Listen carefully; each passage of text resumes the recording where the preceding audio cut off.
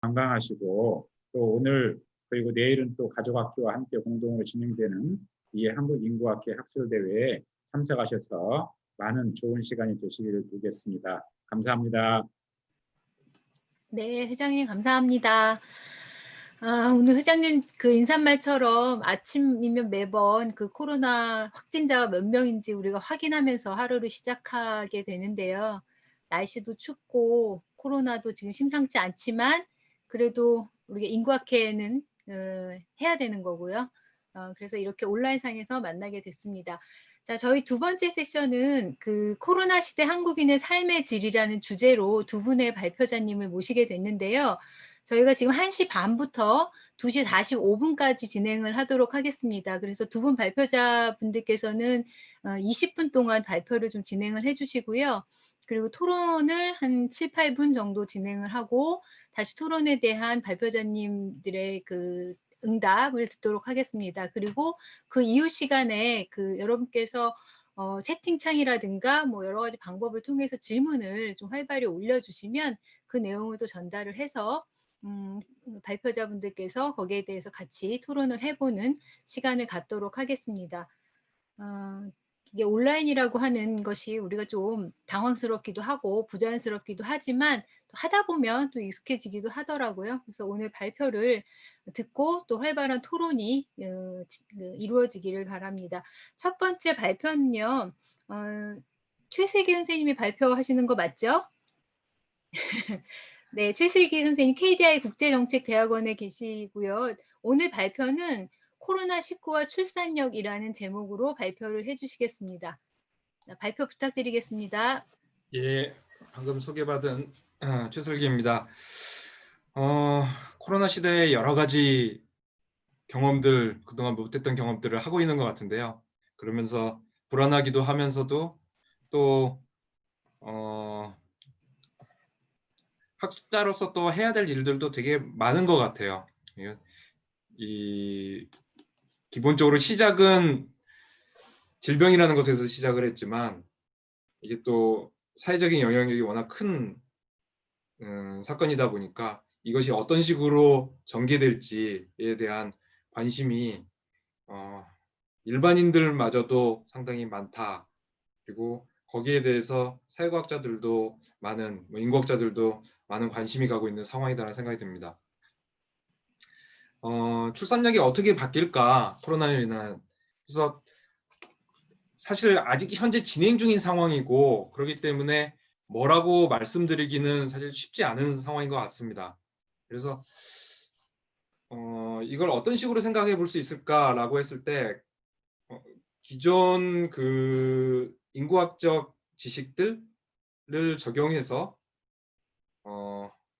지금 현재로서 무슨 가지고 나와 있는 그 정말 이렇게 딱 될 것이다라는 그 아주 로버스트한 그 에비던스를 가지고 말씀드리지는 못하겠고요. 그보다는 인구학적 상상력, 우리가 갖고 있는 상상력이로 보면 이런 가능성이 있지 않겠냐. 기존에 있었던 과거의 일들과 그동안의 연구들과 이론들을 바탕으로 이런 이슈들, 이런 가능성들이 제기된다라고 나름 제가 정리를 했고요. 또 학회에서 다른 이제 선생님들의 많은 의견을 갖다가 이렇게 토론 시간에 같이 하면 조금 더 이 코로나로 인한 사회 변화, 인구 변화, 그 중에서 출산 변화가 좀 어떨 것이다라는 것이 조금 더 감이 잡히지 않을까라는 생각이 듭니다. 내년에는 조금 지금 이런 상황에 대한 자료들이 좀 더 나오면 조금 더 분명한 분석이 가능할까 싶고요.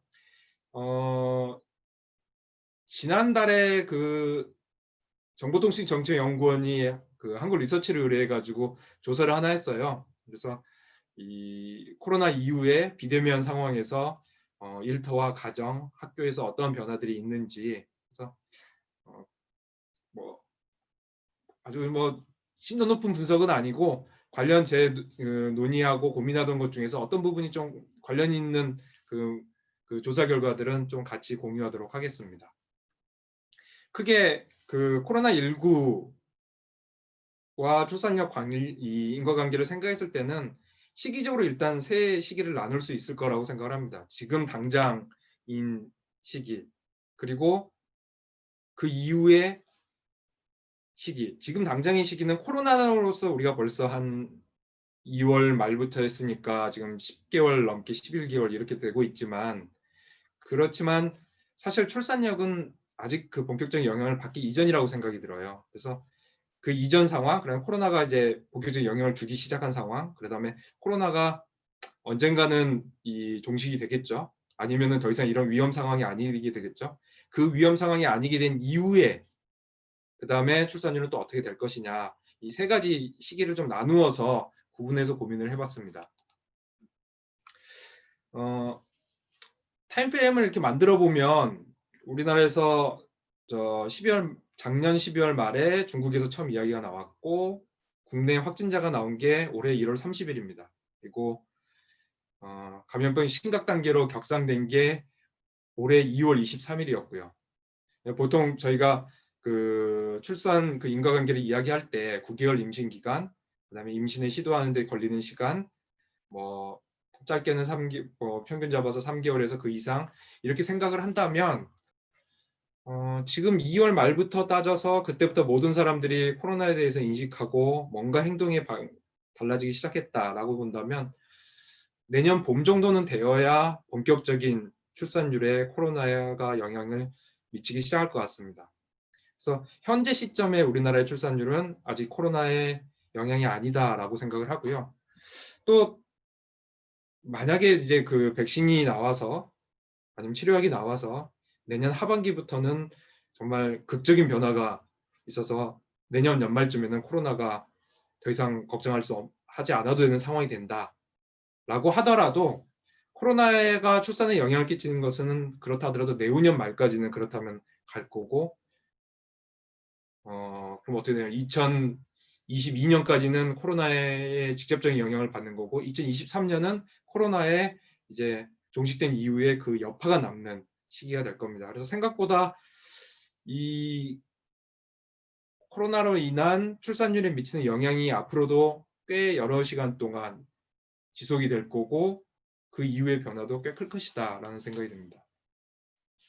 이 이전을 이야기한 이유 중에 하나가 코로나로 인해서 많은 어려움이 있고, 그리고 출산율도 좀 더 어려움이 있지 않겠냐라고 이야기를 하는데, 그 이전에 어려운 상황 자체, 우리 시작점 되는 부분이 생각보다도 우리가 그 몇 년 전에 생각했던 것보다도 훨씬 안 좋은 부분에서 시작점이 될 것 같다라는 부분입니다.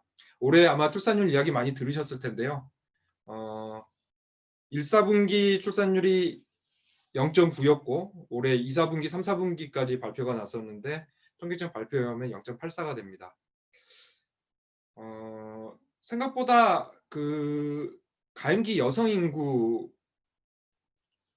중요한 요소인데, 전체 가임기 여성 인구로 따지면은 조금 더 이제 그 감소세가 그대로 유지되는 것 같지만, 주로 이제 가장 출산을 많이 하는 연령대, 뭐 지금 현재 30에서 35세가 거의 한 절반 정도를 갖다가 출산을 담당을 하는데, 이 부분에 특화돼서 보면 오히려 과거보다 그 가임기 여성 인구가 줄어드는 속도는 많이 줄어들었어요. 그래서 오히려 출산 감소, 현재 출생아 수 감소는 상당 부분 출산율 감소와 연관이 있는 것으로 보이고, 그렇다면 현재 그 올해 나타나는 출산율이 정말로 연말이 되면은 어느 정도 될 것이냐 봤을 때 0.84, 0.85 그 정도 선에서 될 가능성이 꽤 크다.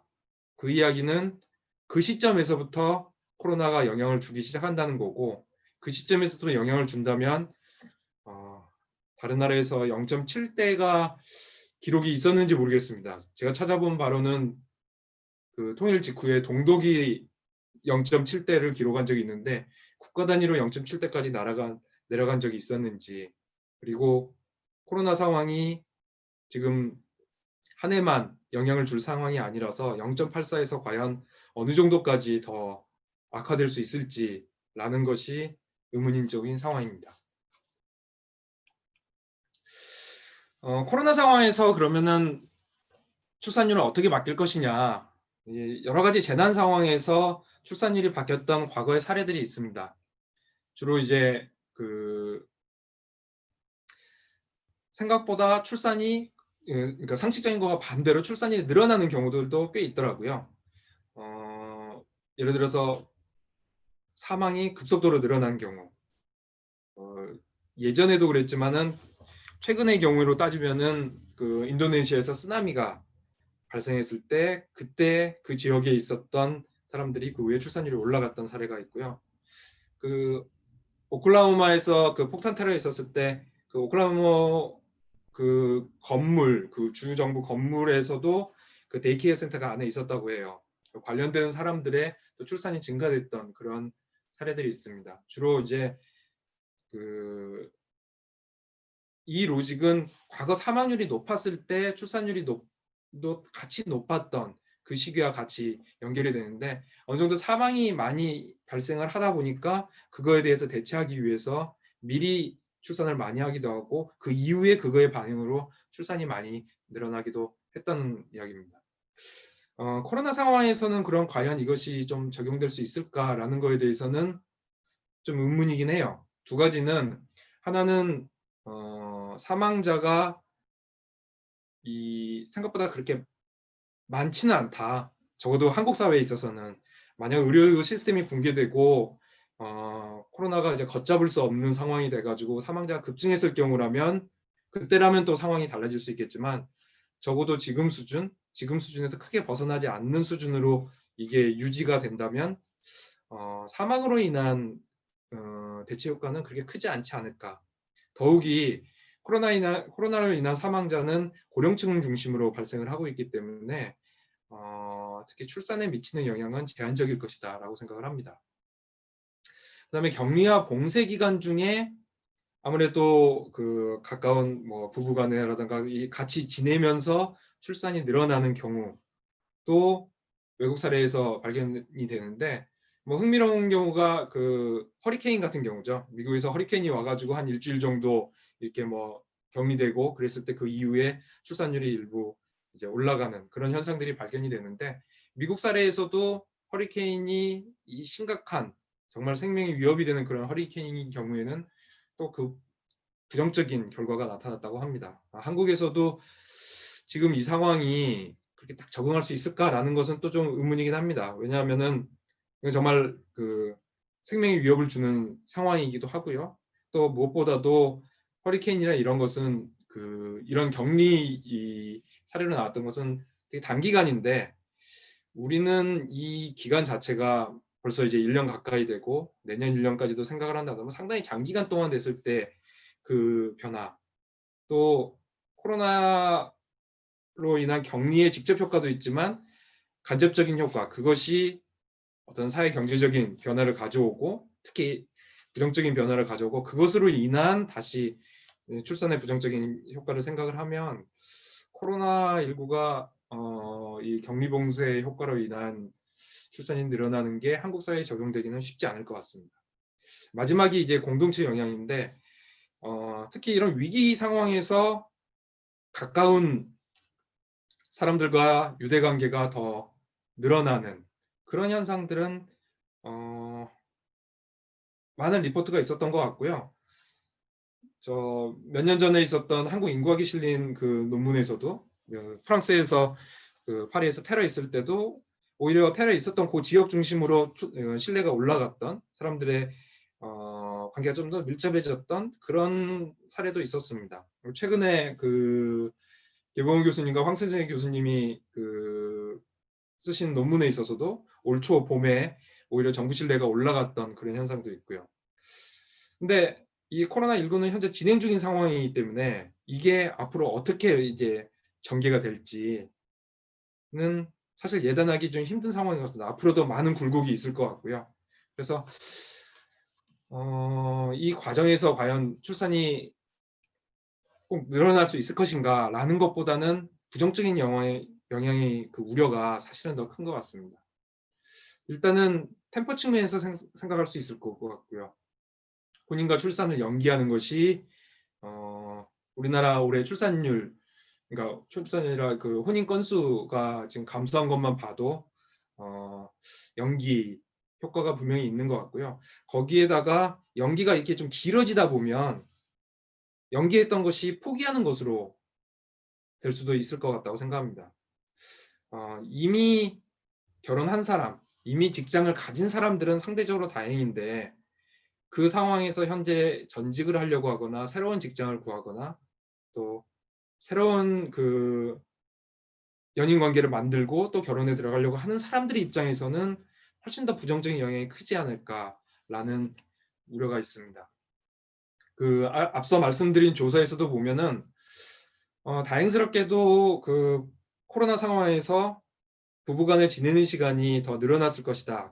아무래도 격리를 하고 집에 있는 시간이 늘어나다 보니까 그래서 많은 사람들이 부부간에 지내는 시간이 늘어났다고 하는데 그와 동시에 배우자 관계는 뭐 변함없다가 제일 많지만 그래도 나빠졌다는 사람보다는 좋아졌다는 사람들이 훨씬 많습니다. 그래서 조금 이런 긍정적인 것 같고요.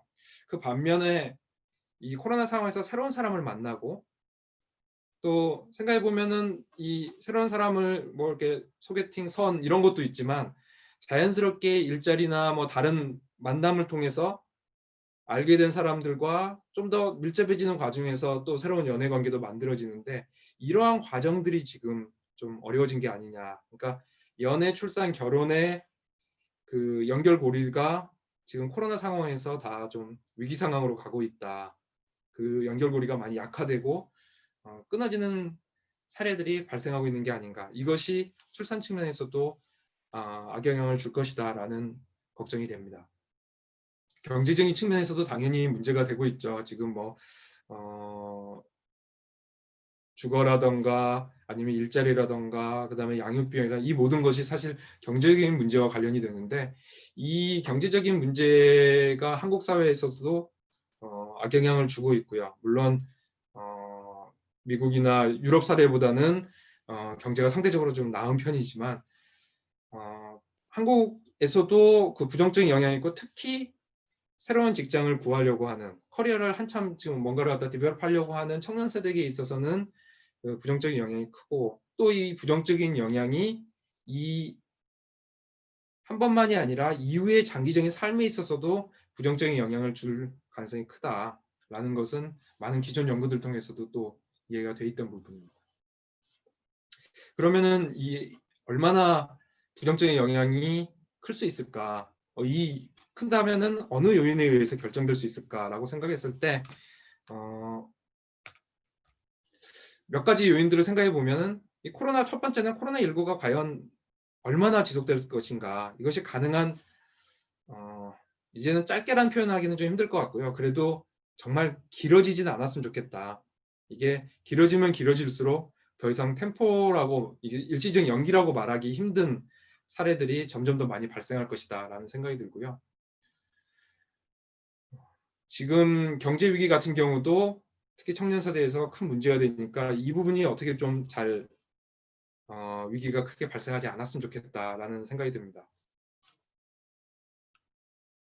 코로나 이후에는 그러면은 어떻게 될 것이냐라고 했을 때 두 가지 가능성이 있을 것 같습니다. 하나는 현재와 같은 극도로 낮은 출산율 한 0.8대 초반 더 떨어진다면 0.7대 만약 내후년에도 또 문제가 된다면 0.7 뭐 초반까지도 내려갈 수 있는 그런 출산율이 그 이후에도 장기화될 우려도 그러니까 쉽게 반등하지 못하고 장기화될 우려도 있을 수 있을 것 같습니다. 생애 주기에 대한 아까 말씀드린 것처럼 연애, 결혼, 출산이라는 고리가 많이 지금 각각의 고리마다 다 위기 상황을 겪고 있고요. 그 다음에 이 규범 자체가 변화하고 있는 것도 사실입니다. 뭐 최근에 뭐 과거에는 이제 결혼하지 않고 결혼하지 않은 상태에서 출산이 이야기가 됐다면 최근에는 그 사유리건처럼 연애 자체도 없는 상태에서 출산 이야기도 나오는데 과연 개인적인 삶에서 그걸 선택할 수도 있다고 보지만은 과연 이게 한국 사회에서 출생아 수 증가에 도움이 될 정도로까지 갈 가능성이 얼마나 있을까? 그 정도 변화까지 얼마나 다가설 수 있을까라는 거에 있어서는 쉽지 않을 것이다라는 생각이 들고요. 그 반면에 또 하나의 가능성으로 이야기하는 것은 출산율이 그래도 코로나가 끝나면은 좀 반등할 수 있지 않을까라는 생각도 듭니다. 이 반등 가능성은 딴 것보다도 워낙 지금 현재 출산율이 낮은 상태이고 거기에서 악영향이 있다면은 그 악영향이 멈춘다면은 그거에 대한 기저효과로서 좀 반등이 가능하지 않을까라는 것이 첫 번째고요. 그 다음에 이 반등이 그렇다면은 어느 정도까지 될 수 있을까라는 것이 그 다음 고민이 될 수 있을 것 같습니다. 실제로 과거에 있었던 어떤 전염병이라든가 이런 큰 충격이 있어서 일시적으로 출산율이 확 떨어졌다가 그 이후에 반등한 사례들은 많이 있긴 합니다. 이제 그냥 이론적으로 생각하면 세 가지 가능성이 가능할 것 같아요. 예. 그 이전 수준으로 반등하는 거, 아니면 그 이전 수준만큼 반등하지 못하는 경우, 그리고 마지막으로 그 이전 수준 이상으로 반등하는 경우. 지금 현재 올해 0.84, 거기서부터 만약 출산율이 더 떨어진다면 과연 그만큼 더 떨어지는 정말 극도로 낮은 출산율이 지속될 수 있을까라는 부분이 하나 의문이고요. 그래서 반등한다면 그러면은 어느 정도까지 반등할 수 있을까라는 게 좀 고민되는 부분입니다. 반등을 하면은 어디까지 김준 선생님, 시간이 제가 몇 분까지 할 수 있을까요? 선생님 원래는 56분인데요. 예. 예, 한 4분 더 알겠습니다. 예, 알겠습니다. 웬만하면 56분 맞추도록 할게요. 네, 네. 예.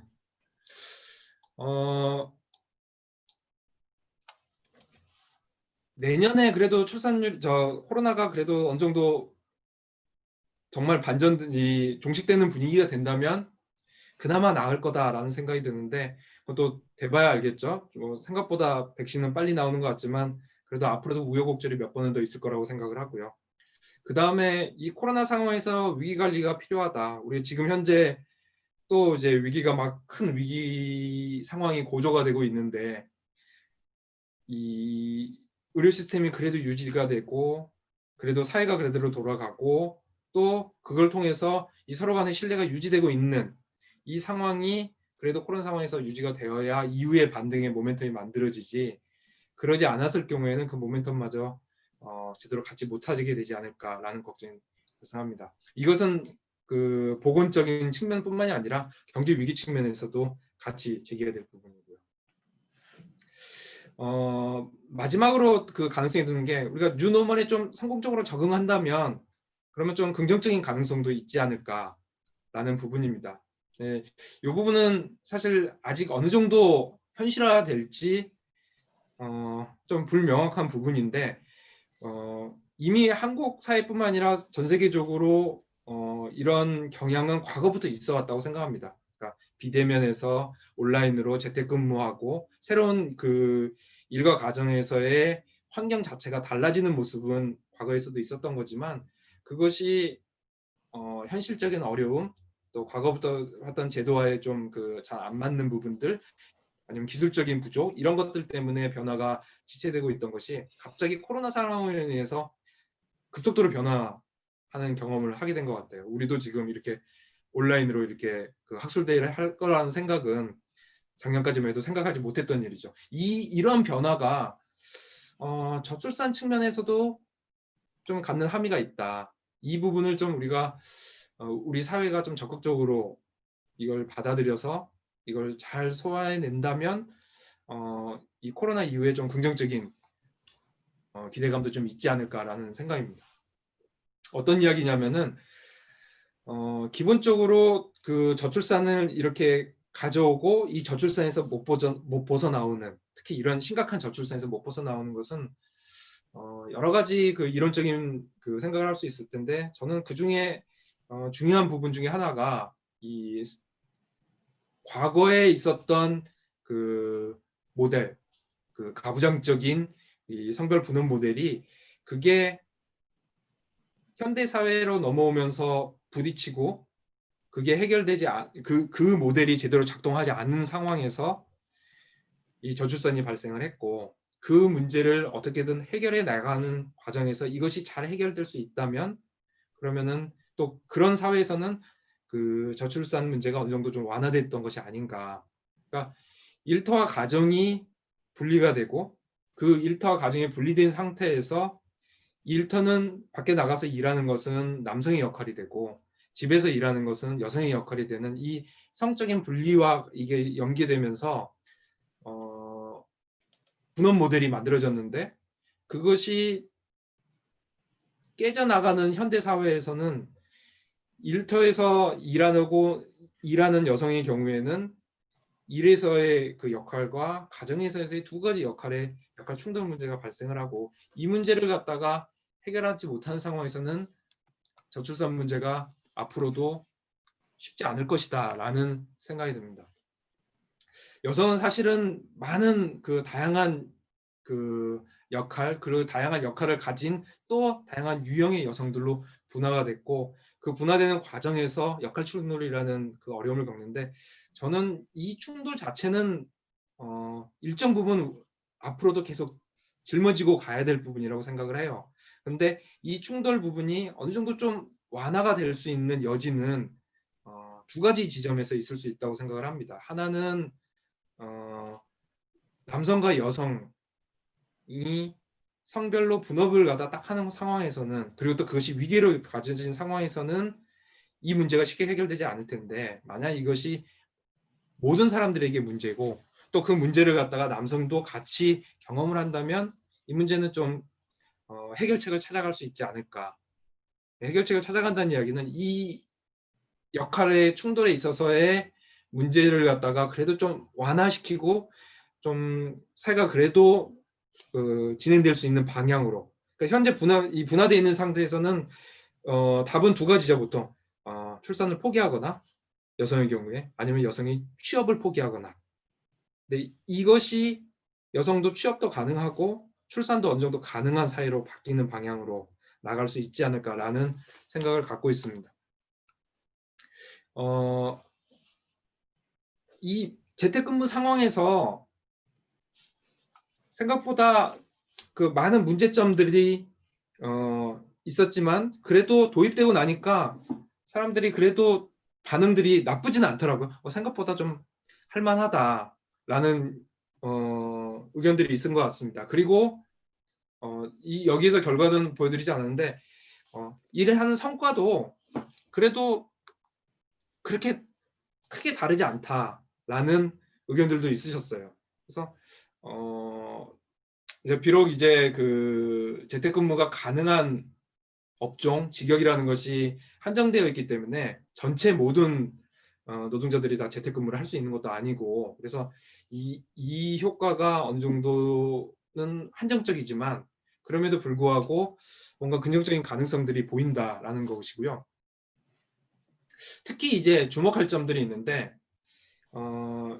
일과 가정의 우리가 유연성을 높이기 위해서 과거에 출산율을 높이기 위해서는 저출산 정책으로 일가정 양립 그리고 또 일가 가정 간의 유연성을 높여야 된다. 두 영역의 경직성을 낮춰야 된다라는 의견들이 많았는데 자연스럽게 이 재택근무 과정에서는 이 일가정 두 영역이 많이 융합되고 이 유연성이 많이 증진됐던 것 같습니다. 일단은 재택근무하다 보면은 출퇴근이라는 것이 따로 없으니까 출퇴근 시간이라는 것이 불필요했고요. 그 다음에 일하는 시간과 그것도 끝나는 시간이 물론 근무 시간에 맞춰서 뭐 카톡으로 보고를 한다든지 별도 시스템을 통해서 보고를 한다든지 연락을 주고받는지 이런 관리 과정도 있지만 그래도 집에서 일을 하는 과정에서는 훨씬 더 이 시간이 여유로워지고 또 도중에 사적인 일을 하면서 아니면은 원하는 때에 내가 일을 할 수 있는 그런 조절이 훨씬 더 잘 가능이 됐던 것 같고요. 그래서 중요한 건 어떤 부분이라고 생각하냐면은 사실 일을 하는 과정에서도 그 아이를 돌보는 것이 전적으로 불가능하냐 그러면은 전적으로 불가능할 것 같진 않아요. 근데 일하는 과정에서는 그 시간이 예.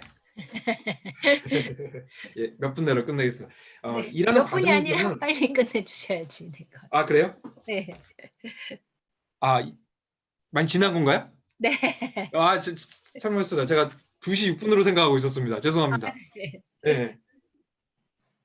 일하는 과정을 누가 그 관리하고 지배하느냐가 사실은 중요하다고 생각을 하거든요. 그 관리 담당이 이 비대면 온라인 근무에서 중요한 것은 과거에서는 노동 과정 자체를 갖다가 관리를 하려고 했다면 이제는 그것이 사실상 불가능해지고 성과 중심으로 관리하는 것으로 시스템이 바뀌어 나가는 것이고 그 성과 중심으로 바뀌었을 때 실제로 이 과정을 갖다가 자기가 관리할 수 있다면 중간에 뭐 애도 보고 뭐 일도 하고 이 과정이 가능하다. 그리고 그것이 남성과 여성 두 사람 모두가 가능하다면은 이게 일가정 양립이 좀 기회로 활용되는 게 아니냐라는 측면에서 하나의 가능성 차원으로 지금 좀 주목해서 볼 만한 부분이 아닌가. 또 그 부분이 나가려면 또 어떤 부분이 조금 더 우리 사회가 바뀌면 좋을지라는 부분이 좀 고민이 되는 부분입니다. 예, 아유 시간을 갖다가 제가 약간 착각을 했네요. 예, 네, 아유, 감사합니다. 네, 최승현 선생님 발표 감사합니다.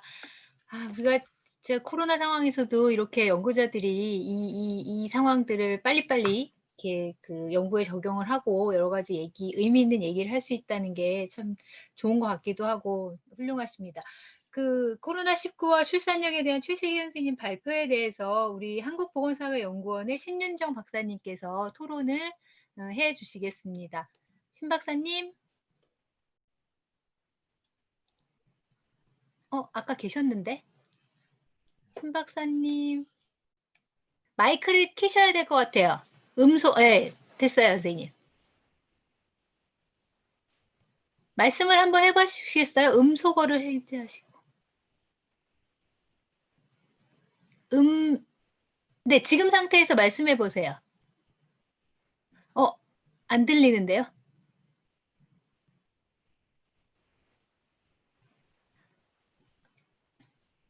네, 볼륨을 좀 높이셔야 될 것 같은데요? 다른 분들도 지금 다 안 들린다고 하시는 걸 보면, 아까는 들리셨는데 처음에는 그러게요. 예.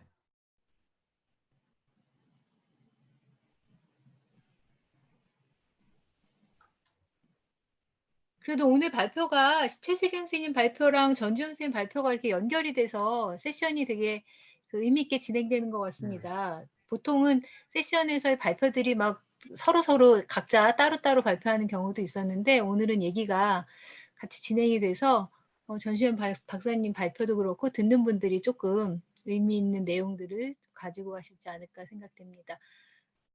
신 박사님 말씀을 좀 해봐 주세요. 하시는데 어떡하죠? 그러면 이렇게 할까요? 우리 그 전지현 선생님, 그 박사님께서 먼저 발표를 하시고, 그 다음에 토론을 한꺼번에 진행을 할까요?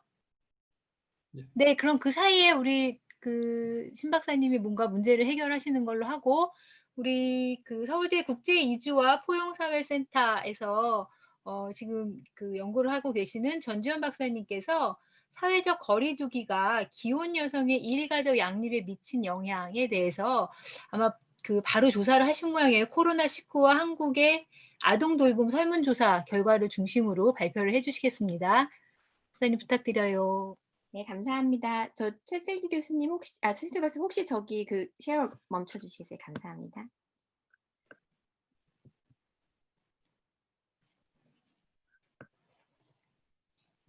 안녕하세요. 반갑습니다. 제가 올해 그 한국인구학회 총무이사를 맡아가지고 늘 여러분들께 이메일을 드리면서 어떤 분들이실까 마음속으로만 상상을 해왔는데요. 오늘 이렇게 귀한 시간을 내서 참여해 주셔서 무척 감사합니다.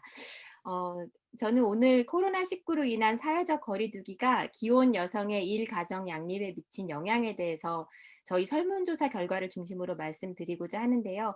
마침 최슬기 선생님께서 뉴노멀의 성공적 적응 문제, 뭐 재택근무 문제, 여러 가능성에 대해 말씀을 주셨는데 관련해서 저희 연구 결과가 함께 고민할 만할 주제가 될 것 같아서 오늘 기대가 많이 됩니다. 저는 이제 6살 아들을 키우고 있는데요. 제가 속한 그 엄마들의 단톡방이 있어요. 근데 거기서 보면 요즘 이제 코로나 확진자가 급격히 늘면서 엄마들이 조마조마한 것도 같이 늘고 있는데요. 이거는 이제 지금 제가 보여드리는 카톡은 3월 초 밤에 실제로 오간 내용이에요. 그래서 엄마들의 애타는 마음이 되게 잘 담겨 있죠. 아, 어찌 보내요. 그냥 데리고 일해야겠어요. 뭐 데리고 있는 게 마음은 편안히 좋게 생각해야죠. 3월 9일까지 휴원이라고 하네요. 뭐 너무 힘들어요. 이때는 저희가 12월까지 이렇게 살고 있을 거라고는 정말 상상도 하지 못했었습니다.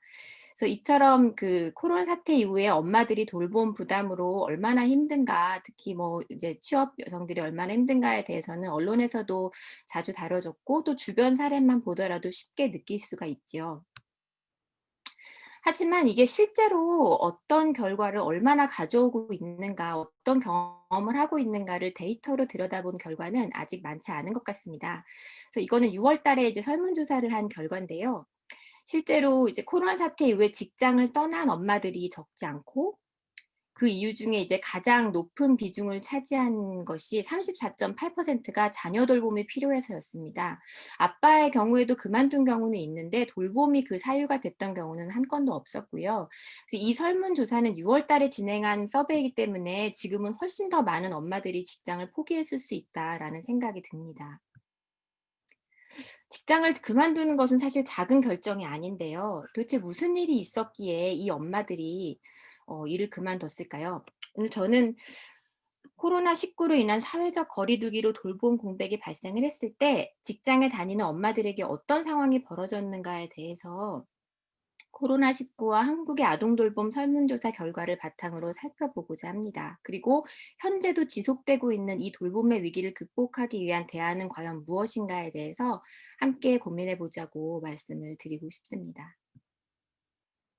저희 설문조사는 사회적 거리두기라는 특수 상황에서 아동돌봄이 어떻게 진행됐는지를 알아보기 위해 시행됐고요. 특히 긴급돌봄, 가족돌봄, 휴가와 같은 정부의 대책이 실제 현장에서 그 부모님들에게 어떻게 이용이 됐는지, 그리고 재택근무나 연차는 누가 주로 사용을 했으며 돌봄에 대체 어떤 역할을 했는지를 알아보기 위해서, 그래서 나아가서 앞으로 이런 위기 상황 속에 있는 아동돌봄에 대한 정책적 대안의 기초 자료를 만들어 보고자 하는 마음으로 이 조사를 긴급히 시행을 했습니다. 조사는 올해 6월 12일부터 7월 6일까지 한국갤럽과 함께 온라인 조사로 시행을 했고요.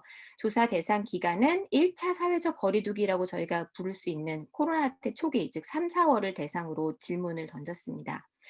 그리고 여러 가지 이제 질문 내용들이 담겨 있는데요. 우선 모집단은 잠깐 설명을 드리면 이거는 이제 2020년 4월을 주민등록 통계를 기준으로 해서 전국의 만 0에서 12세 아동 수를 기준으로 아동 돌봄을 하는 가구를 모집단으로 정의했고요. 가구원들 중에 조부모나 기타 친인척 이렇게 누군가 같이 살고 있는 경우는 조사 대상에서 저희가 제외를 했습니다. 즉 엄마, 아빠 그리고 아이로 구성된 가구가 대상이 된 거고요. 한부모 가정이 굉장히 중요한데 고민 끝에 이번 조사에서는 포함하지 않았습니다. 온라인 조사하고 갤럽의 온라인 패널을 활용한 것이었기 때문에요. 그 결과 남성 525명, 여성 727명, 총 1252명에 대한 자료를 수집을 했습니다. 많은 질문과 자료 중에 오늘은 특히 기혼 취업 여성, 즉 엄마가 사회적 거리두기로 인해 돌봄 공백이 발생했을 때 활용할 수 있는 또 있었을 것으로 기대되는 그런 자원들을 중심으로 조사 결과를 소개드리고자 합니다. 직장이나 제도적 차원에서는 재택근무가 있겠고요. 물론 이제 재택근무가 돌봄에 어떤 역할을 하는가에 대해서는 사실 고민이 많이 되는 부분이죠. 이거는 근무니까요. 그리고 가족 돌봄 휴가, 연차, 긴급 돌봄이 있겠고요. 개인이 그냥 사용할 수 있는 주변 자원 차원에서는 배우자, 그리고 조부모 및 기타 친인척을 중심으로 살펴보고자 합니다. 먼저 재택근무에 대해서 살펴보겠습니다. 재택근무는 코로나 상황에서 본인의 안전 그리고 자녀를 돌볼 수 있는 여지를 주기 때문에 비록 일을 하는 상황이긴 하지만 실제로 이제 선호되는 옵션입니다. 그래서 저희 조사에서 재택근무에 참여했던 사람들의 84.7%가 자녀와 함께 있을 수 있어서 안심이 되었다라고 응답을 했습니다. 그렇지만 이제 선호되는 옵션이었음에도 불구하고 재택근무를 할 수 있었던 사람은 29.1%에 불과했는데요. 재택근무를 하지 않은 1순위 이유는 역시 직장에서 실시하지 않아서 82%. 이건 이제 복수응답을 받았는데 2순위는 46.8%가 대면 근무가 필요해서였습니다. 그리고 이제 그래서 재택근무도 아무나 할 수 있는 게 아니었던 거죠. 그래서 교육 수준별로 보면 교육 수준이 높을수록 재택근무를 할 수 있었던 비중이 높았던 것으로 나타납니다. 고등학교, 대학교, 대학원 이렇게 보시면 되죠. 그럼 대체 누가 얼마나 재택근무를 했는지 한번 살펴볼까요? 재택근무를 한 비율은 여성이 33.4%, 남성이 24.9%로 여성이 조금 더 비율이 높았는데요. 그 기간을 비교해 보면 사실 차이가 훨씬 더 두드러집니다. 그러니까 그 남자들도 이제 재택근무를 같이 했지만 일주일가량 혹은 그 미만의 재택근무는 남성의 비율이 더 높았고요. 4주 그리고 한 달 이상 재택근무를 했다는 비율은 여성이 훨씬 높게 나타났습니다. 그럼 이게 이제 회사의 상황에 따라서 많이 달라질 텐데요. 회사의 재택근무 상황에 따라 한번 살펴보겠습니다. 모든 직원이 재택근무를 한 경우에는 이렇게 보시면 남녀 모두 재택근무 참여율에 별 차이가 없고 참여율이 높게 나타나죠. 당연하겠죠. 모두가 했으니까요. 그런데 이제 직원의 일부만 재택근무를 하는 경우를 살펴보면 그리고 필수 인력을 제외하고 재택근무를 하는 경우 이렇게 살펴보면 남녀 차이가 드러납니다. 이게 엄마들이 필수 인력이 아니어서 재택근무를 더 한 걸까요? 한국에서의 재택근무는 강제성이 높지 않았기 때문에 실제로는 어느 정도 선택의 문제였죠. 외국 같은 경우는 강제로 정말 이제 그 락다운이 벌어진 경우가 많은데 한국은 선택이 가능했던 부분이 좀 있는데 물론 아예 재택근무를 할 수 없었던 아까 말씀드린 70%의 분들에 대해서는 당연한 이야기지만 선택이 가능했을 때도 엄마가 더 재택근무를 선택한 비율이 높았습니다. 엄마들이 밖에서 일하는 걸 더 무서워해서였을까요? 아니겠죠. 그 재택근무는 사실 이름이 말해주듯이 근무이지 돌봄을 위해 사용할 수 있는 시간은 아닙니다. 그런데 왜냐하면 사무실에 나가지 않아도 일은 사라지진 않거든요. 근데 그럼에도 불구하고 엄마의 경우 재택근무 중에 주 돌봄자로서 자녀를 돌봐야 한 경우가 무려 71%였고요. 배우자가 돌봐줬다라고 응답한 경우는 9%에 불과했죠. 아빠의 경우에는 42%가 배우자가 자녀를 돌봤다고 한 거랑 상당히 대조적인 결과입니다. 그럼 맞벌이는 어떨까? 맞벌이를 살펴봤더니 결과가 크게 다르지 않았어요. 맞벌이 가정만을 살펴봤을 때도 아빠는 40%, 엄마는 70%가 본인이 재택근무를 하면서 주 돌봄자였다고 응답을 했습니다. 그래서일까요? 재택근무의 경험과 그 영향에서도 남녀 차이는 명확하게 드러났습니다. 재택근무 중 자녀 돌봄으로 인해 업무 효율 저하를 염려했던 비율이 여성이 남성의 2배였고요. 돌봄과 일을 병행해야 돼서 평소보다 더 힘들었다라고 얘기한 부분도 엄마들이 훨씬 많았습니다. 물론 아빠들도 힘들었죠. 왜냐하면 재택근무를 아무래도 하다 보면 이제 밀린 일을 처리하기 위해 잠을 줄인 적이 있다라고 응답한 재택근무 아빠는 62%로 엄마도 적지 않아요. 58%도 조금 더 있었습니다. 이거는 한국의 아빠들도 굉장히 많은 업무 부담에 시달리고 있다라는 걸 사실 보여줍니다. 이처럼 재택근무 중에도 엄마들이 돌봄을 병행해야 하다 보니 재택근무 기간 동안에 직장 불이익이 있지 않을까 염려된다고 응답한 이율도 엄마들이 더 높았는데요. 재택근무한 엄마의 무려 절반 이상이 돌봄으로 인한 직장 불이익을 염려했습니다. 그럼 재택근무를 제외하고 엄마들이 사용할 수 있었던 다른 방법은 뭐였을까요? 휴가였죠. 돌봄 관련 휴가는 그럼 얼마나 어떻게 사용되었을까요? 대표적인 정책 중 하나가 가족 돌봄 휴가였는데요. 돌봄을 해야 할 경우 10일까지 당시에 초기에 사용할 수 있었고 이후에 이제 연장이 됐는데 그러나 사용한 비율은 정말 남성의 13.1%, 여성의 14%에 불과했습니다. 이용률이 매우 저조했죠. 가족 돌봄 휴가보다는 연차에 의존하는 경우가 훨씬 많았던 것으로 나타났습니다. 48%, 45% 이렇게 왜일까요? 사실 조사를 안 해봐도 엄마 아빠들은 그 이유를 너무 잘 압니다. 정말 입이 안 떨어져요. 그러니까 저도 사실 3, 4월 유치원이 문을 닫았을 때 정말 힘든 순간이 많았는데 차마 가족 돌봄 휴가를 쓰겠다는 말이 떨어지질 않았습니다. 정말 눈치도 보이고 일도 많고 그리고 잘 몰라서요. 왜냐면 저희 직장은 굉장히 배려해 주시는 일터였는데도 불구하고 차마 심지어 가족 돌봄 휴가는 고사하고 연차를 쓰겠다는 말도 꺼내기가 쉽지 않더라고요. 그리고 일은 사라지지 않으니까요. 마감도 그대로고. 또 무급이라는 점도 영향이 다른 여러 군데서 있을 수 있겠죠. 물론 이제 지원금이 있지만 그 지원금을 받기 위해서는 또 회사에서 서류를 받고 승인을 받아야 되는데 만만한 일이 아니죠. 그래서 비슷한 이제 비율로 나옵니다. 사용하지 못한 이유가 눈치가 보여서 일이 많아서 잘 몰라서 그렇습니다.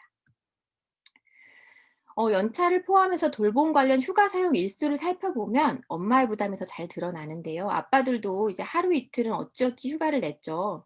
그렇지만 결국 5일 이상 혹은 8일 이상 장기 휴가를 냈던 것은 엄마였습니다. 그래서 평균 일수가 이렇게 차이가 나요. 남성은 3.1, 여성은 5일 차이가 납니다.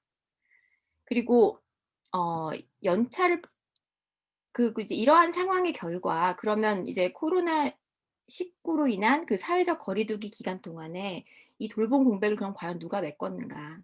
누가 메꿨을까요? 여성의 경우에는 본인이 이렇게 높게 나타나고 남성의 경우에는 배우자가 주로 한 걸로 나타납니다. 조부모가 양쪽에서 이제 이렇게 비슷한 비율로 높게 나타나죠. 결국은 그래서 여성의 경우는 자기가 남성의 경우는 그래도 아내에게 기댈 수 있었다는 것이 나타납니다. 그럼 구체적 돌봄 시간을 한번 살펴보겠습니다. 이건 이제 은기수 교수님께서 최근에 발표하신 결과인데요. 같은 서베이 데이터를 사용한 겁니다. 그래서 맞벌이 여성의 경우에는 코로나19 이전에 5시간 3분 정도 자녀 돌봄에 사용했다고 한다면 사회적 거리두기 기간에는 이게 이제 6시간 47분으로 늘어났어요. 그리고 이거는 이제 주관적인 답변인데요. 이제 시간 다이어리를 사용한 건 아니고요. 근데 남성 같은 경우는 코로나 이전에 맞벌이 남성은 3시간 8분, 이후에는 3시간 54분이라고 응답을 하게 됩니다. 그래서 코로나 이전에도 여성의 돌봄 시간이 더 길었지만 이제 사회적 거리두기 기간 동안에 그 갭이 더 커진 걸 알 수 있고요.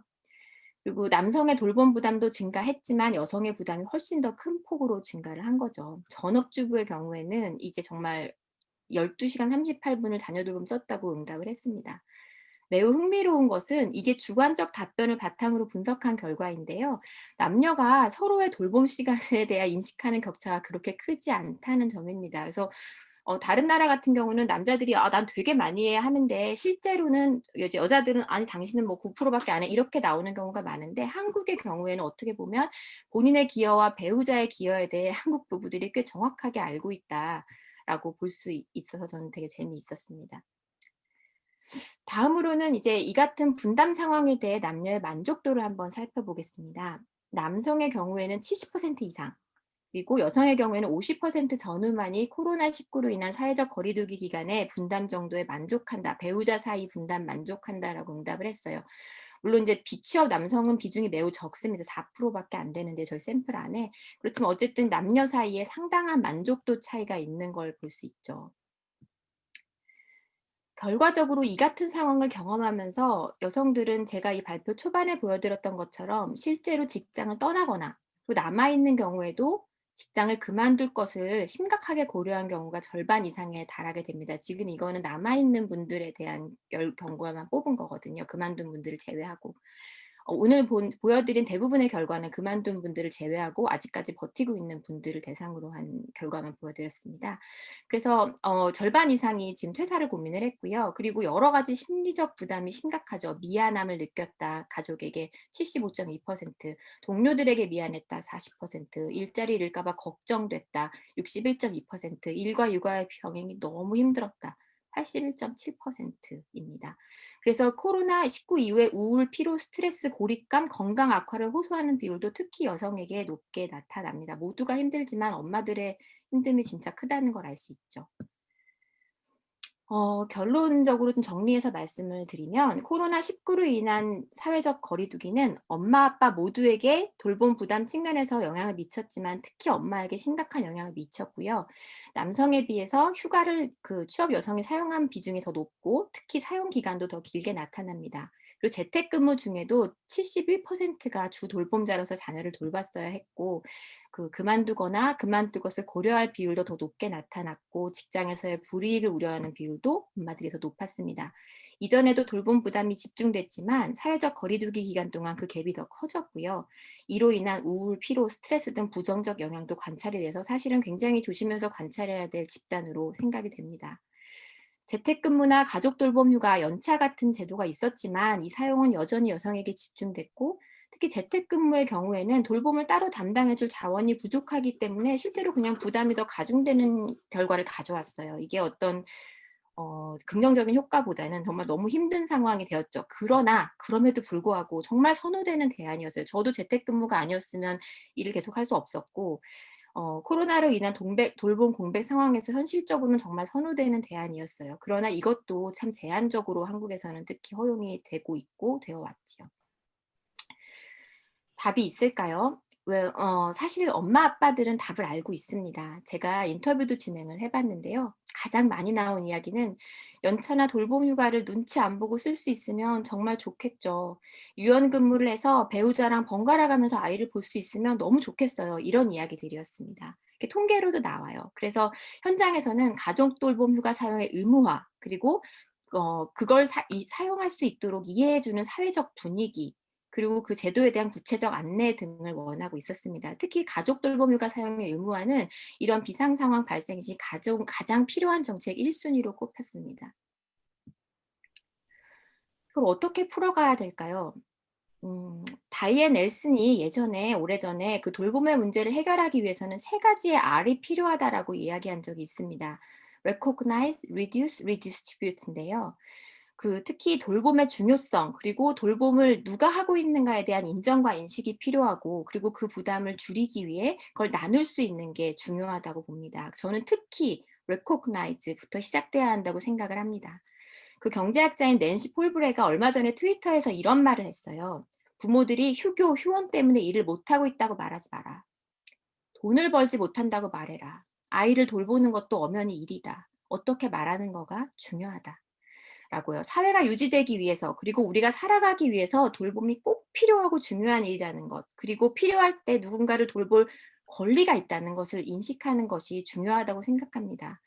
엄마들은 언제나 백업이고 의지할 수 있는 대상이었지만 기존의 경제 특정 틀에서 엄마의 기여는 아무것도 없다라고 낸시와 같은 그런 경제학자들이 이야기를 하는데요.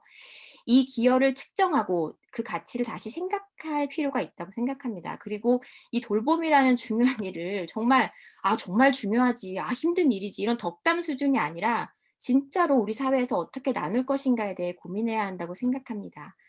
마음 편하게 사용하지 못하는 가족 돌봄 휴가. 네, 들어요.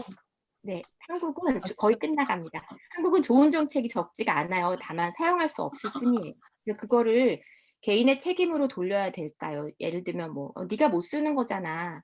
과연 그럴까요? 왜 못 쓰는가? 그걸 사용할 수 있는 제도를 만들기 위한 실증적 이해가 매우 중요하다고 생각합니다. 그래서 저는 이런 데이터 수집이 그 첫걸음이라고 생각하고요.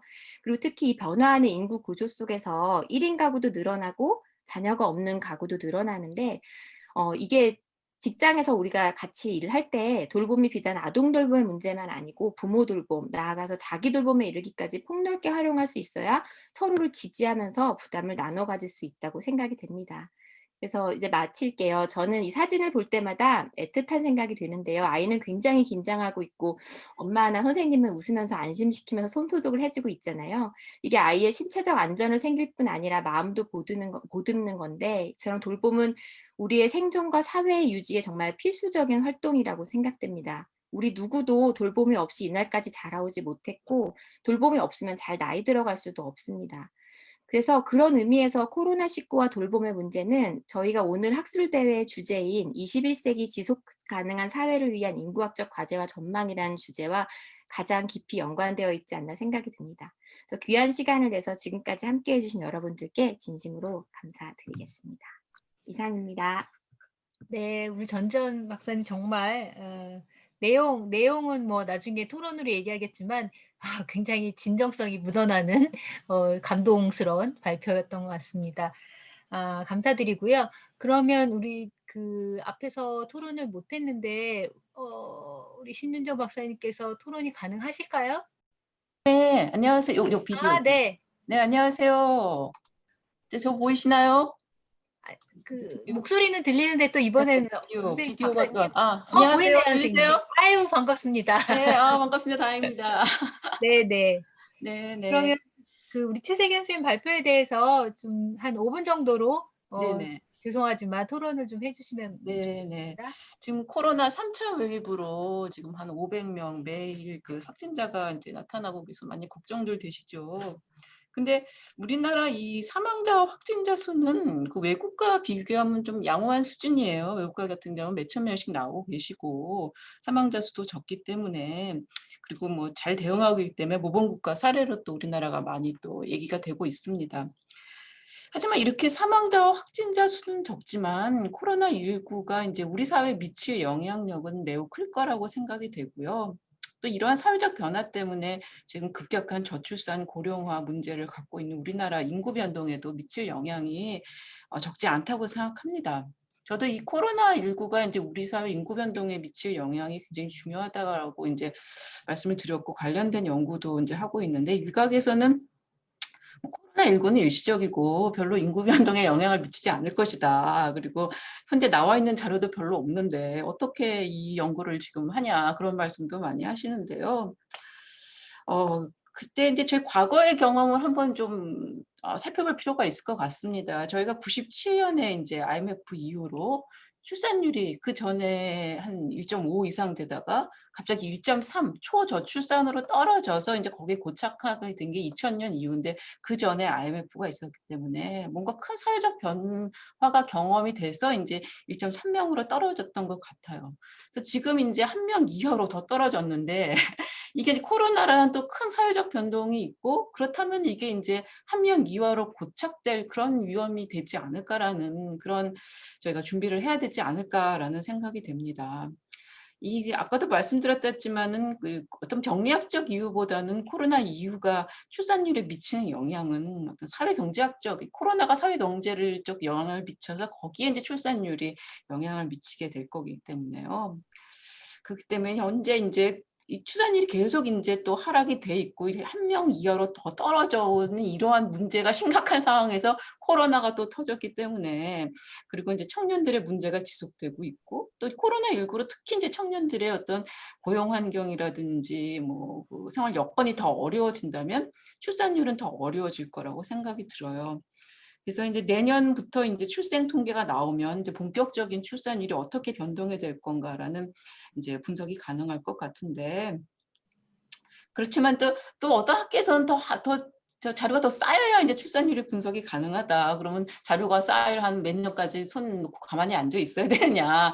그거는 이제 정책 연구하는 사람으로서는 아닐 것 같고, 이제 가능한 자료를 가지고 그럼 어떻게 이 출산율이 될 것이냐를 분석하는 게 상당히 중요하다고 봅니다. 그래서 그러한 측면에서 이런 현재 가능한 자료를 가지고 분석하신 최슬기 교수님 연구 굉장히 훌륭한 연구라고 이제 생각이 됩니다. 그래서 그 말씀하신 그것 중에 하나가 이제 지금 내년에 올해 출산율은 0.8명 정도 될 거다. 0.8명인데 여기서 이제 어떻게 될 거냐는 거죠. 여기서 물론 그 재난 이후에 코로나 이후에 출산율이 일시 정도 하락을 될 거는 예상을 하고 있어요. 그래서 하락한 이후에 반등을 할 거냐? 반등을 하면 0.8까지만 반등을 할 거냐? 아니면 그 위로 더 상승을 할 거냐? 아니면 0.8보다 못한 걸로 이제 될 거냐? 이런 문제인데요. 그 앞서서 이제 여러 가지 이론, 뭐 대체 이론, 봉쇄 이론, 공동체 이론을 봤을 때 0.8명에서 좀 하락을 해서 이상으로, 그러니까 시나리오 C로 갈 확률은 별로 없을 것 같아요. 앞서 이론에서 이제 그런 그 이론이 맞다면 0.8보다 더 뛰겠죠. 근데 그렇게는 갈 것 같지는 않고, 그렇다면 0.8이나 0.8 하락 밑으로 더 다행으로 이제 코로나 영향이 없으면 0.8이 유지가 되는 거고, 코로나 영향이 있거나 뭔가 더 문제가 있으면 0.8로 더 하락을 하는 건데, 그럼 이게 어떻게 될 거냐는 걸 좀 생각해 볼 필요가 있고요. 그러기 위해서 우리가 왜 0.8로 하락이 되었는가? 우리 사회에서 결혼을 하신 분들은 자녀를 1명은 낳으시는 것 같아요. 1명은 낳으시는데, 문제는 이제 결혼을 안 하기 때문에 1명 이하로 하락한 거고, 그리고 지금은 2자녀를 낳으신 분들도 별로 없잖아요. 옛날에는 2자녀를 낳으신 분들이 어느 정도 있었기 때문에 결혼을 안 하는 이 비혼자 문제가 약간 좀 보완을 했었는데, 이제 2자녀도 안 가고 결혼도 안 하고, 그래서 코로나19를 봤을 때 아까도 이제 돌봄 여러 가지 많이 어려워졌다고 얘기를 하셨는데, 이 어려워지면은 2자녀로 더 안 가실 거예요. 그런 문제가 하나 있고, 또 청년 문제 더 안 하면은 비혼자 더 늘어나. 그럼 0.8보다 더 떨어질 확률은 더 많다는 거죠. 그래서 그러한 측면에 봤을 때 이걸 과연 정부 정책을 어떻게 해야 되느냐. 그냥 더 출산율 데이터 더 나올 때까지 기다리고 있을 수는 없고 뭔가 이제 해야 하는데 그런 방면에서 지금 많은 정책 제안들을 해주셨고 뭐 일가정 양립이 좀 코로나 이후엔 뭐 재택근무도 이제 우리가 상상하지 못했던 재택근무도 이제 원활하게 되고 있고 뭐 여러 근무의 유연화 이것도 이제 사회가 바뀌어가고 있는 건 사실인 것 같아요. 근데 이걸로 충분할까라는 생각을 들어요. 돌봄을 더 이제 확충하고 결국 근본적인 문제는 이 청년들의 문제인데 그 청년의 문제, 청년의 고용의 문제입니다. 이 고용과 경제 환경 이게 또 개선이 안 되면 일가정 양립이라든지 돌봄 아무리 지원해봐야 뭐 물론 효과는 있겠죠. 일가정 양립도 잘 되고 재택근무 문화가 이제 확산이 되고 어느 정도 도움이 되고 있지만 더 큰 문제인 이 경제 문제, 청년들의 고용 문제, 일자리 문제, 주거 문제 이것이 해결이 안 되면 0.8보다 더 낮은 이제 0.7, 뭐 0.6, 뭐 그렇게까지 될 가능성이 없지 않다고 생각합니다. 그래서 이 시점에서 정말 어떻게 해야 되는지는 우리가 다 이제 고민해 볼 필요가 있을 것 같고요. 정말 IMF 때 1.3명이 고착된 거 이상의 어떤 그런 게 나타나지 않기 위해서는 더 많은 연구와 또 고민이 필요할 것 같습니다. 예, 이상입니다. 감사합니다. 네, 선생님 감사합니다. 우리가 사실 뭐 오늘 답을 찾을 수 있는 건 아니고요. 같이 머리 맞대고 고민을 해봐야 될 것 같습니다. 그럼 저도 서둘러서 우리 전지현 박사님 발표에 대한 토론을 좀 해보고 싶습니다. 일단 그 오늘 발표하신 내용이 주로 코로나 이후에 한국의 아동 돌봄 설문조사 결과를 발표를 하셨는데요.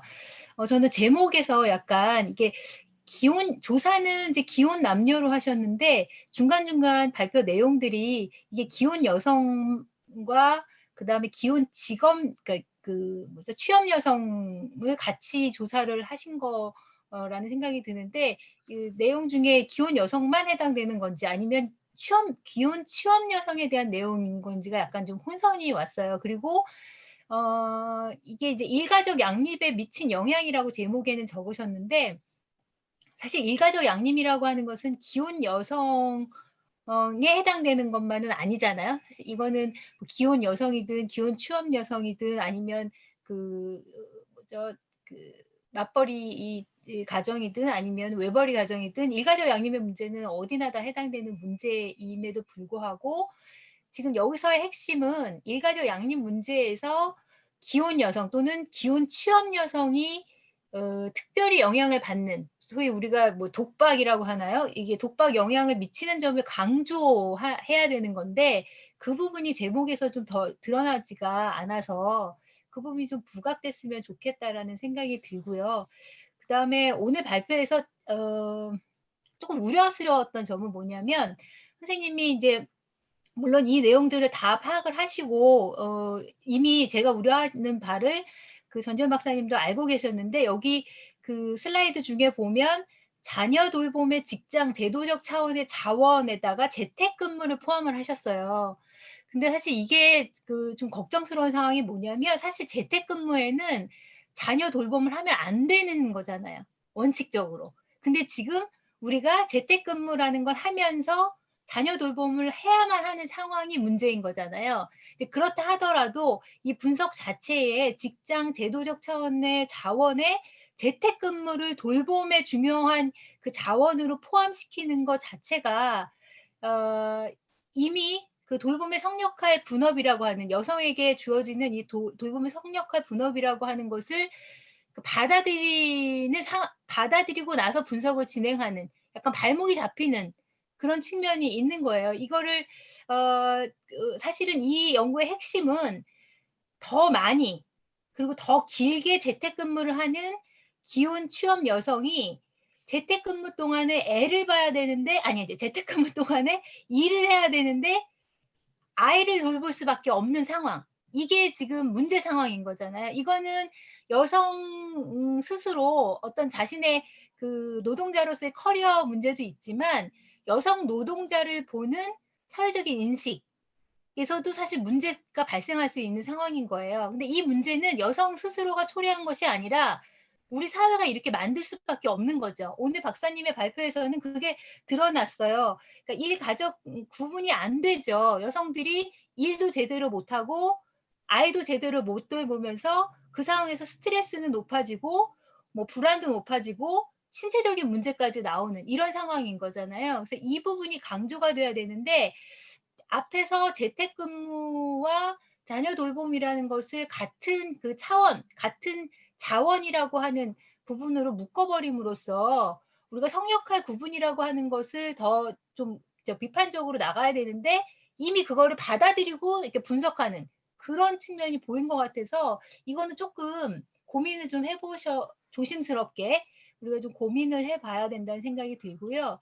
그다음에 연구 결과에서 가족 돌봄 휴가라고 하는 것이 올해 1월부터 본격적으로 시행이 된 것으로 제가 아는데 이 문제에 대해서 아주 오늘 발표를 어떤 정책을 시행하는 사람들 아니면 현장에 있는 사람들이 봤으면 중요한 함의를 얻었을 것 같은데 사실은 가족 돌봄 휴가나 연차 사용 자체는 사실 문제가 안 된다고 봐요. 그렇죠? 우리가 휴가를 많이 쓰는 사회일수록 사실은 좀 진보된 사회잖아요. 잘 사는 사회일 수 있는데 이거를 사용하는 것 자체가 문제가 아니라 이것이 여성들이 더 길게 사용한다 하는 문제, 그 다음에 사용할 때 상황이 어떠냐 하는 문제가 더 중요한데 그 부분이 오늘 발표에서는 잘 드러나지가 않았던 것 같고요. 그 다음에 휴원할 때 낮 시간에 돌봄을 담당하는 사람은 주로 여성이다 하는 것이 오늘 발표에서 그 통계치에서 잘 보여주셨는데 사실 이거는 코로나 이전에도 마찬가지 상황이었던 것 같아요. 그러니까 급하게 아이를 봐야 될 때 낮에 누가 돌보느냐, 학교가 만약에 문제가 생겼거나 뭐 유치원이 문제가 생겼을 때 당장 달려와서 아이를 볼 사람은 누구냐? 그건 사실 여성이었잖아요. 이거는 코로나 이전이나 코로나 이후도 마찬가지였는데 전후를 비교한다고 했을 때 어떤 차이가 있는 것인지라는 것. 그다음에 이제 흥미로운 부분은 보면서 저도 웃었는데 이 사회적 거리두기 기간에 이제 배우자 간의 자녀 돌봄 만족도가 남녀 차이가 크잖아요. 동상이몽이죠. 무슨 텔레비 프로에도 나오던데 그러면 이것이 어떤 요인에서 이렇게 그 동상이몽의 남녀 차이가 나타나는지 하는 게 조금 더 드러났으면 좋았을 텐데 아마 조사는 됐을 것 같은데 오늘 슬라이드에는 잘 나오지 않은 것 같아서 그 부분이 좀 안타깝고요. 아무튼 오늘 발표는 그 선생님이 굉장히 중요한 지적들을 하신 것 같아요. 물론 코로나 이후로 사회 여러 영역에서 영향을 미치고 있지만 지금 그 사회적으로 얘기되는 부분은 출산에서도 이것이 여성에게 오는 부담, 그다음 돌봄에서도 이것이 여성에게 오는 부담이 굉장히 언밸런스하게 심화되면서 갈등으로 나가고 있는 상황인데 그 중에 이제 아이 돌봄 그걸로 인해서 나타날 수 있는 여성 스스로에 있어서의 커리어 문제, 그 다음에 가정을 유지하는 문제까지도 파악할 수 있는 그런 발표였던 것 같은데 조금 더 어떤 부분을 좀 집중적으로 그러니까 연구 자료를 활용을 해서 분석을 하실지가 앞으로 조금 더 고민이 돼야 될 것 같아요. 지금은 이제 조사 내용을 발표를 하시다 보니까 이 얘기도 하시고 저 얘기도 하셨는데 조금 더 포인트를 들 부분이 있는데 저는 아무튼 이 재택근무가 앞으로 뭐 코비드 상황 이후에 우리 사회가 뭐 언택트가 되든 뉴 노멀이 되든 이 재택근무가 굉장히 중요한 그 노동 영역에서의 어떤 변화라고 한다면 여기서의 문제 상황을 아주 심각하게 받는 사람은 저는 여성일 거라고 보거든요. 근데 재택근무도 그래도 뭐 우리가 적응을 할 수 있지 또는 재택근무만 해도 괜찮은 상황이지라고 하지만 실제로 들여다보면 그 재택근무가 굉장히 그 힘든 상황이고 또 선생님 주부들이 있는 카톡에도 나오지만 지옥 같은 생활이고 될 수 있는 그런 상황인데 그거를 좀 드러내는 좋은 연구가 앞으로 나올 것 같아서 기대를 하고 있습니다. 자, 그러면 저희가 시간이 사실은 3시까지긴 하는데 45분까지긴 한데요. 오늘 저희 토론이랑 발표는 공식적으로 된 거는 다 마치고요.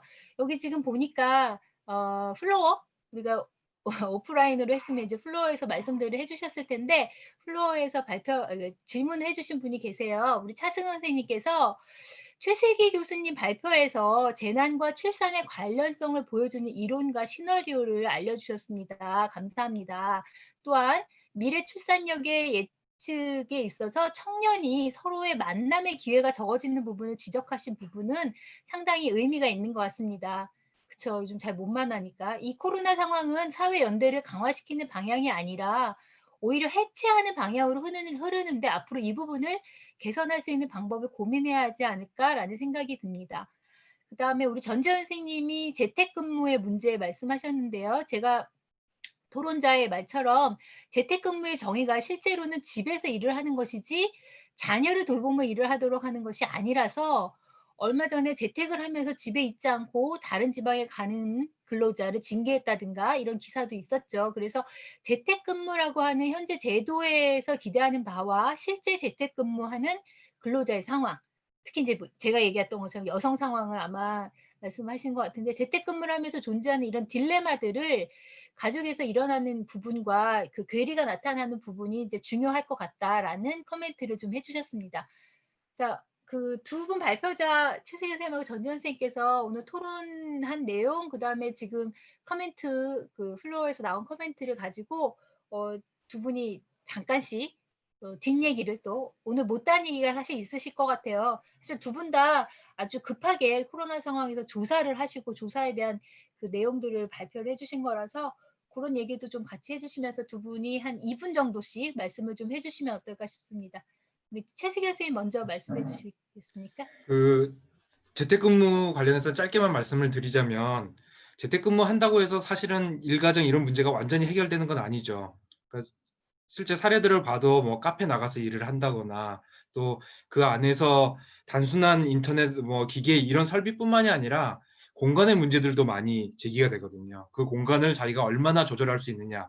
근데 그럼에도 불구하고 두 가지. 하나는 과거에 있었던 두 영역의 경직성이 완전히 거리가 시간이 분리가 돼 있었던 것에서 그러지 않고 재택으로서는 그것이 융합이 돼 있는 것이고 그것을 관리를 스스로 할 수 있다면은 이거에 대한 그 문제점은 확실히 좀 수준이 낮아질 것이고 거기에서 아까 말한 그 어떤 성평등적인 문제가 제기된다면 이 문제도 여전히 여성들만의 문제라면은 여기에서 쉽게 나아가긴 힘들 거예요. 이 재택이라던가 이런 근무 환경의 변화가 뭐 여성들에게만 국한된 문제는 아니고 특히 이 코로나 상황에서 남성들도 사실은 재택 경험들을 하게 되잖아요. 이 상황에서 같이 이 문제를 맞닥뜨리고 해결해야 되는 상황이 되면 그러면 좀 더 긍정적인 변화도 기대해 볼 수 있지 않을까. 또 그런 부분에서 우리가 좀 고민을 더 해야 되지 않을까 싶습니다. 네, 또 우리 전지현 선생님.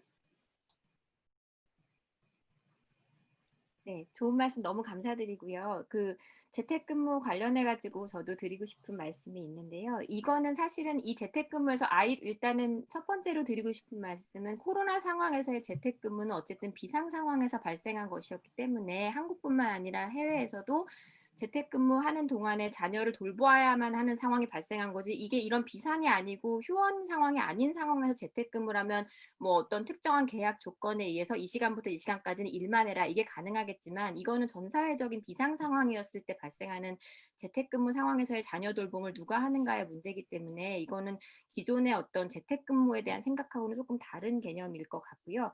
또 하나는 지금 최슬기 교수님 박사님 말씀해 주신 것처럼 그 아까 발표 때도 말씀을 해주셨는데 저는 재택근무가 기존에 그 회사에서 하던 일을 집에 와서 하는 것 회사에서의 시간을 집에서 하는 것 이렇게 옮겨오는 건 아무 의미가 없고 성과 위주로 평가를 하고 시간을 유연하게 자기가 그걸 밤에 하든 아침에 하든 언제 하든 간에 그걸 자기가 주도적으로 활용할 수 있는 유연성 시스템이 같이 오지 않으면 재택근무 자체로는 이게 의미가 없을 것 같아요. 그래서 그리고 남자들도 마찬가지로 내가 예를 들면 일을 이만큼을 해야 되면 내가 집에서 일을 할 때 이 시간에 아이를 보고 이 시간에 일을 하겠다라는 걸 주체적으로 할 수 있을 정도가 돼야지 이 재택근무가 의미가 있지.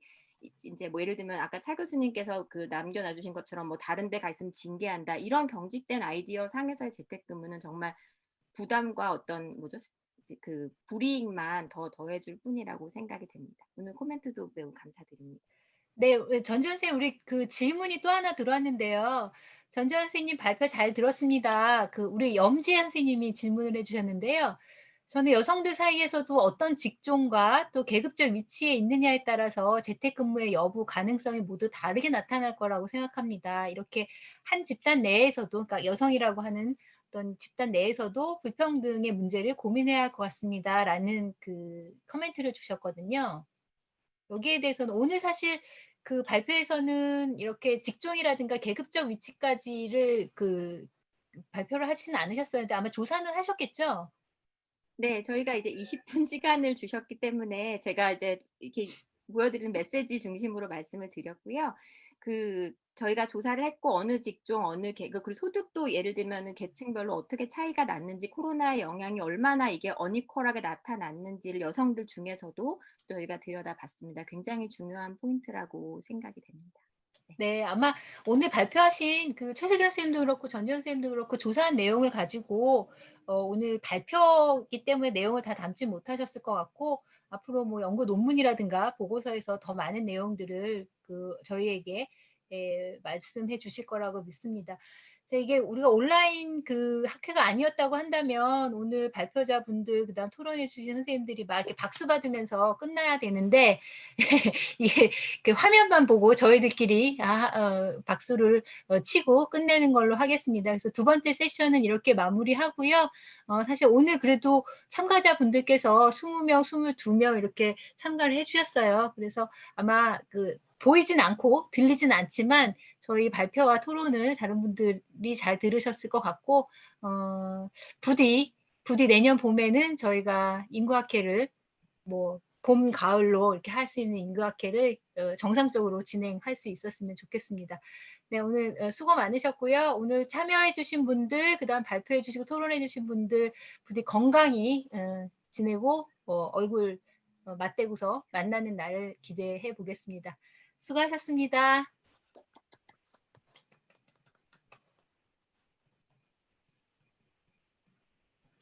네, 감사합니다. 저희 이제 세션 마쳐도 될 것 같아요.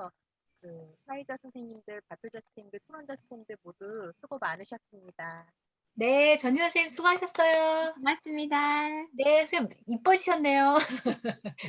네, 감사합니다. 나중에 직접 봬요. 저 나가겠습니다. 네, 감사합니다. 네.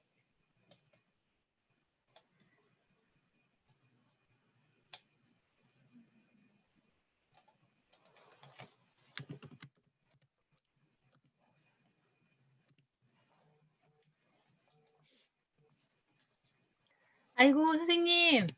아유, 고생 많으셨어요. 아니에요. 아이고, 이거 매번 이런 거 할 때마다 참 어색하긴 한데, 어찌 끝내네요. 시간도, 예.